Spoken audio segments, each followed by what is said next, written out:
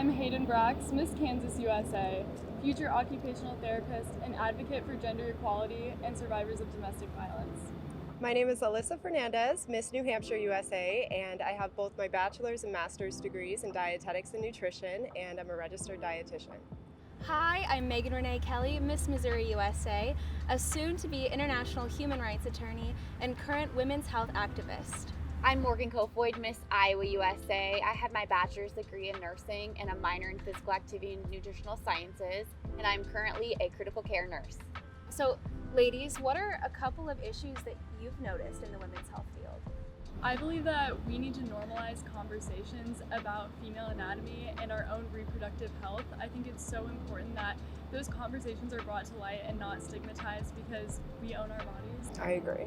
I think for me as a dietitian, something that's really important for me around women's health is evidence-based education. I think there is so much misinformation that circulates in the media around nutrition, and as a dietitian, that's something it's sad for me to see because I feel like that is something that contributes to eating disorders and disordered eating patterns down the line. 100%. I think that food really affects your health overall. I think that inflammation can really trigger health problems, especially in women who are so prone to nutrition-based diseases. So I think that's something that we definitely need to be more aware of. For me, working in the cardiac nursing field, I have seen women who don't recognize the signs of a heart attack because women have different symptoms than men, and a lot of the education is really based on men's symptoms. So really educating these women and letting them know, like, you might not be experiencing the same thing, but you might still be having a heart attack, and just making sure they know those warning signs. No, and I think that affects so many other diseases and issues. Exactly. I think that a lot of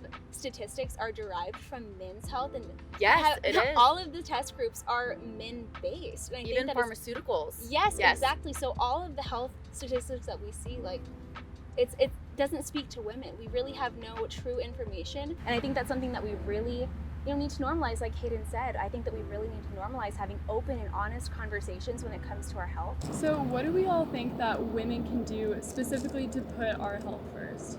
I think it's really just being your own biggest advocate. I mean, Yes. at the end of the day, this is the body that you're going to be living with for the rest of your life. So you want to make sure it's in prime condition.